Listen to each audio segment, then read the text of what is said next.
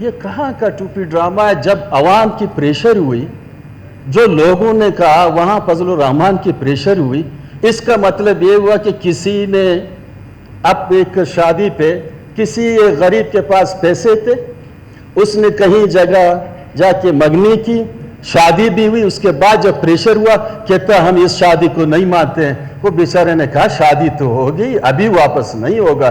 سارے چیز کو پڑھ کے انہوں نے اس روز مخالفت کیوں نہیں کی؟ میں اس بل کا خلاف ہوں، آخری دم تک خلاف رہوں گا منرل مائنز کا، میرا اپنا موقف ہے، پارٹی کا موقف ہے، لیکن ایسے ٹوپی ڈراموں کے ساتھ میں نہیں ہوں گا۔ اس سرزمین کی وسیع تر مفاد پہ لڑوں گا اور حق پہ لڑوں گا۔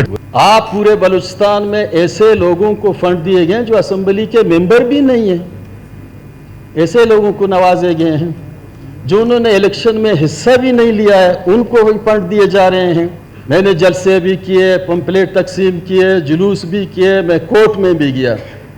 اس طریقے سے اگر کسی کو ذہن میں کسی کا یہی آئے گا کہ ہم انتقامی کارروائی کر کے کسی علاقے کو مفلوج کریں گے، 3 لاکھ لوگ جب مایوس ہوں گے تو ظاہر ہے وہ روڈوں پہ نکلیں گے۔